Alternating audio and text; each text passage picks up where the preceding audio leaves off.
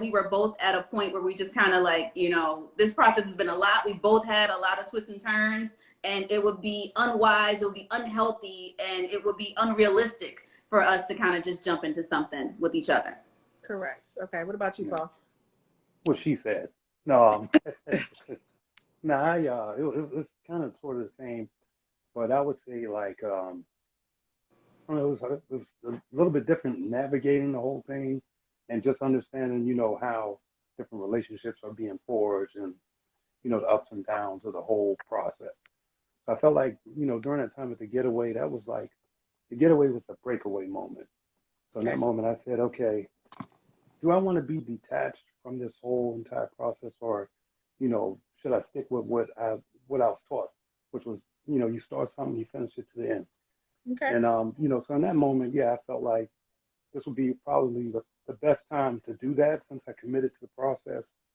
So I just took it to the end, and you know, and then there was that. But in retrospect, I think that we made the decision that made sense. Mm-hmm. The decision that made sense. I respect that. Now, we got a lot of talk here about this getaway because I do think that was a transformative moment for both of you. Paul, what did you learn during this getaway? This is when Tina, of course, didn't show up, but what did you learn out of that getaway? What was the biggest takeaway that you had from that moment? Well, I actually got a chance to see how people operate on a day-to-day, camaraderie from different folks, really understanding, you know, just how you see a different side of folks that you normally wouldn't see in that process because you only show up on a date.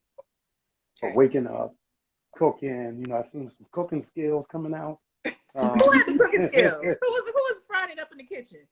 Actually, so Joy actually made breakfast. I knew who totally destroyed the grits. I ain't gonna say Sabrina did it, but. Oh no! But yeah, it was just it was just cool to get to see how different folks function, and you know that was like probably my biggest takeaway, just understanding different dynamics. And so Paul was in the kitchen giving orders and directions and instructions for the cooking, and they would walk away. Yes, he would. Oh yeah, I did that. But aren't you supposed to be delivering? Why are you taking orders? It wasn't my turn though. When it was the lady's turn, I came in there and told I showed them how to spice it up. I got it. Okay, so I do.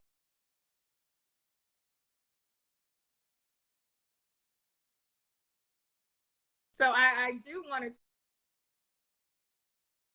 So I do want to talk about this getaway for you, Dakiya, because it actually plays into something we're going to see tonight on the reunion. There's a clip that is saying, it was Joy saying that you kind of created a narrative in your head that there was something between you and Clifton. And for you, I want to say you really kind of saw what was going on at the getaway. I want to give you a chance to kind of respond to that. We'll see it play out more tonight, of course, on part 2 of the reunion at 8 on OWN. But I do want you to have a chance to respond to that. Do you feel like you, quote unquote, made it up in your head, or you saw something that wasn't there? No, I definitely don't think I made it up. All I could go off of was the conversations that Clifton and I had, the dates that Clifton and I had. You guys didn't even see some of the dates that he and I went on. So when we're in this process, we understand that everybody is kind of dating everybody. So you kind of have to have blinders on a little bit to say, you know what, you know, he's dating her. I know that everybody's kind of mixing and mingling. And for me, when I was at the oyster date and I specifically said, you know, are you locked in? Is there room for me? You know, where do you see this going? You know, do you have space? And he said intentionally, like, yes, I have a connection with Joy, but I have a connection with you. And he was open to exploring it. So at that moment, I had my blinders on. I didn't care what he was doing with anybody else. I was only focused on what the connection was with he and I. I don't think I made it up. I know I didn't make it up based on the conversations. We're talking every day. We're FaceTiming every day. We're going on multiple dates. So even when Eric was there, the oyster date was while Eric was still there. So it was a continuous thing. So I recognized that his connection with Joy was stronger, but at that time when we were in the process, I wasn't looking over there. I was just focusing on the connection that I was building with him. You had tunnel vision. You were seeing what was in front of you. I got you.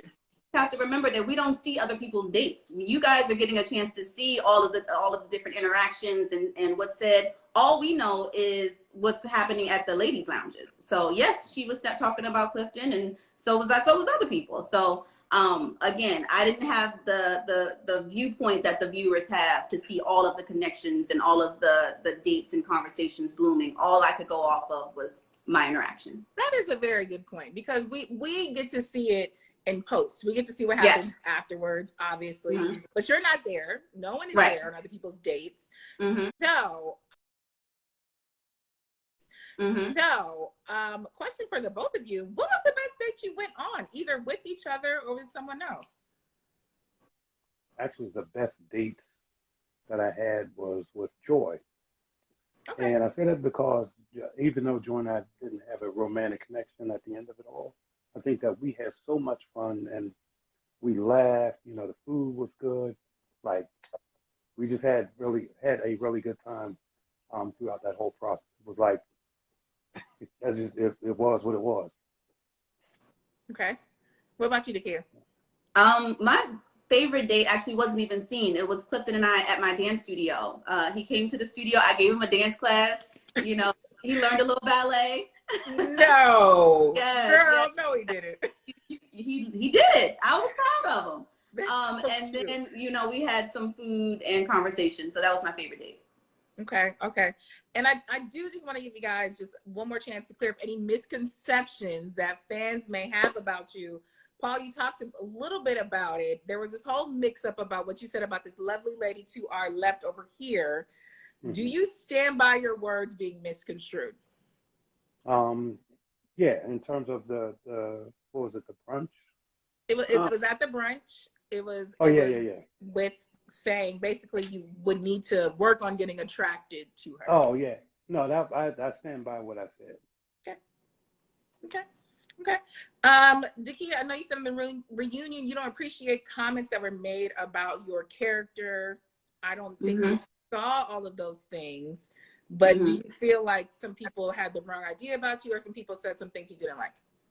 Yeah, I definitely feel that. I definitely believe that a lot of people wanted to tarnish my character or plant seeds of doubt about me in other people's minds, either in the cast or in the viewers. But I can only stand true to say that I am myself 100% authentically, you know, unapologetically all the time. If you know anybody that knows me will say that Dakiya was herself on camera, good, bad, and ugly. Some things I wish I hadn't said on camera. But even Paul will attest to it, I'm sure, that this is me every day with the camera on me or not. Right. I'm going to read some of the comments we have here. Someone said, I love me some Paul. Paul is a good man. Let's see what else. Dakiya is a good woman, and the man God had for her wasn't there. Paul was very underrated. He should have showed these layers earlier in the show. Okay. So for both of you, what would you say was your favorite moment? I want to end on a high note. Your favorite moment filming, either seen or unseen. What was the most fun that you had? Ooh, most fun. That's a tough one. It was tough, but we did have fun. I'm trying to think of one of them. You know what?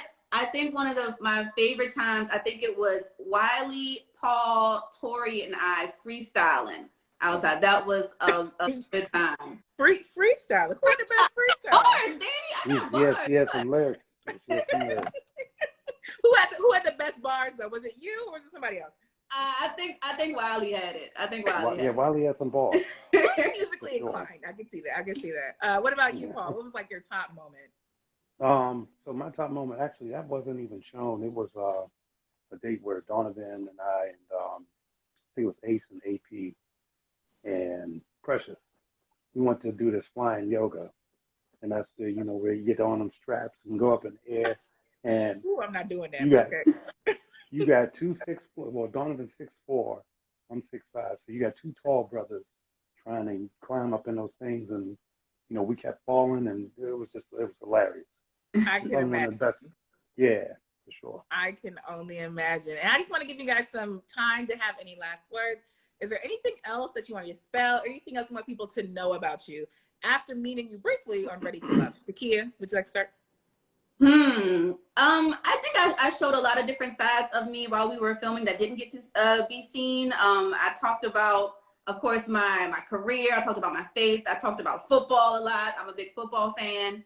I talked about dance, and but I will say that the I don't know what you guys saw on TV was pretty accurate. You know, it was some things that were a little, you know, a little different than I remember, but for the most part, I would say it was pretty accurate to just tell who I am, and yeah, this is me.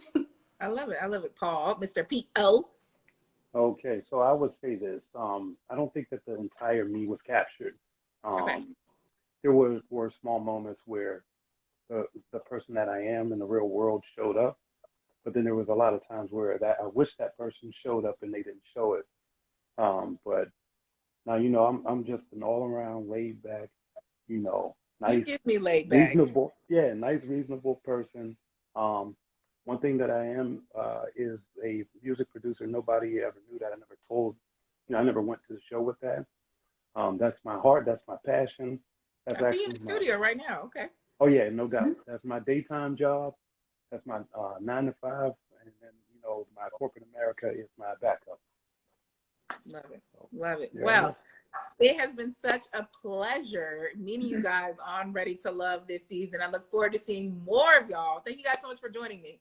Thank you so no much, doubt. Danny. Thank you. A lot of Thank you fun. guys. All right. All right, see See you, ya. Paul. All right. See you later. Bye. All right. We'll see you. All right. So we are keeping it moving on the Ready to Love pre-show. I am your host at I Am Danny Canada. Up next, we are chatting with Carmen and Donovan. Yes, one of our couples who made it all the way to the end. Let's see if they're ready to go. Once again, if you have any questions, please leave them for me in the comments. I will do my best to get them answered for you. We are recapping the season ahead of tonight's Ready to Love reunion, part 2, tonight at 8 on OWN. Let's see. What y'all talking about? Dakiya is so pretty.